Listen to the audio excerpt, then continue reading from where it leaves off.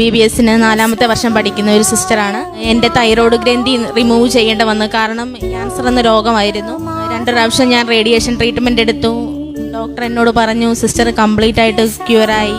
എല്ലാ വർഷവും ഒരു പ്രാവശ്യം ഞാൻ സ്കാൻ ചെയ്യാൻ വേണ്ടി പോവും. നോർമലാണെങ്കിൽ തിരിച്ചു വിടും. അങ്ങനെ 2023 ഞാൻ ഒരിക്കൽ സ്കാൻ ചെയ്തപ്പോൾ തൈറോയ്ഡ് ഹോർമോണിൻ്റെ ആൻറ്റിജൻ കൂടുതലായിരുന്നു.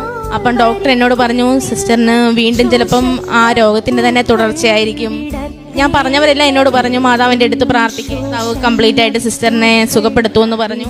ഞാൻ ഭയങ്കരമായിട്ട് തളർന്നുപോയി. കാരണം ഇതെൻ്റെ ഫൈനൽ ഇയർ ആയിരുന്നു. ഇങ്ങനെ ആത്മാർത്ഥമായിട്ട് അമ്മേൻ്റെ അടുത്ത് പ്രാർത്ഥിക്കുകയും ഉടമ്പടി എടുക്കുകയും ചെയ്തതിൻ്റെ ഫലമായി ക്യാൻസർ ആണെന്ന് കാണിച്ച ലിംബിനോട് FNC ചെയ്ത് കഴിഞ്ഞപ്പം ചെറിയൊരു ഇൻഫെക്ഷൻ ആയിരുന്നു ആ ലിംബിനോഡിൽ നിന്ന്.